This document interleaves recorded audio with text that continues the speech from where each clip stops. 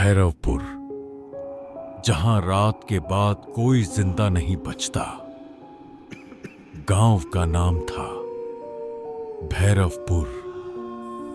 एक ऐसा गांव जहां सूरज ढलते ही जिंदगी रुक जाती थी।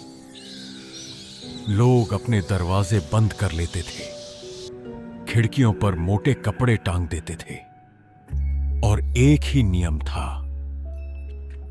शाम के बाद कोई बाहर नहीं निकलेगा। स्वागत है आपका रात की कहानियां स्टोरी में, जहां हर कहानी एक नया डर लेकर आती है। अगर आपको हॉरर, मिस्ट्री और रियल लाइफ इंस्पायर्ड स्टोरीज पसंद हैं तो ये चैनल आपके लिए है। मेरा नाम राहुल है। मैं और मेरा दोस्त अमित शहर से उस गांव में आए थे।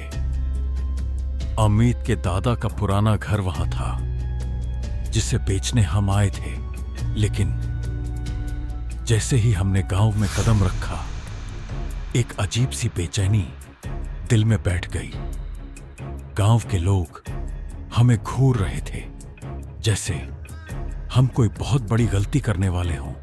तभी एक बूढ़ा आदमी धीरे धीरे हमारी तरफ आया। उसकी आंखें खाली थीं। वो बोला, बेटा, सूरज ढलने से पहले काम खत्म कर लो, वरना वो तुम्हें ढूंढ लेगी। मैं हंस पड़ा। कौन ढूंढ लेगी बाबा? उसने मेरी आंखों में देखा और फुसफुसाया, वो जो हर रात रास्ते पर खड़ी रहती है। हमने उसकी बात को मजाक समझा और आगे बढ़ गए। अमित का घर गांव के आखिरी छोर पर था। उसके पीछे एक पुराना सूखा कुआं था। घर में कदम रखते ही एक ठंडी हवा हमारे शरीर से टकराई, जैसे घर सालों से किसी का इंतजार कर रहा हो। शाम धीरे धीरे रात में बदलने लगी और पूरे गांव में एक डरावना सन्नाटा छा गया। मैंने अमित से कहा, चल बाहर चलते हैं। अमित डर गया। नहीं यार, कुछ ठीक नहीं लग रहा।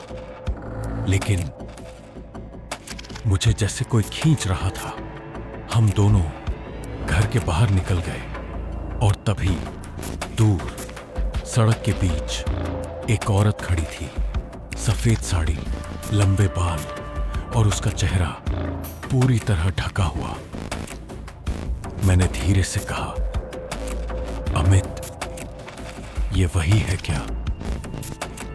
अमित कुछ बोल पाता, उससे पहले वो औरत एकदम से गायब हो गई।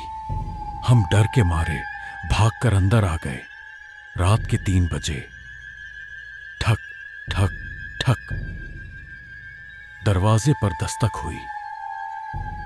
दरवाजा खोलो। मैं रास्ता भटक गई हूं। मेरे शरीर में सिहरन दौड़ गई। अमित चिल्लाया, मत खोलना।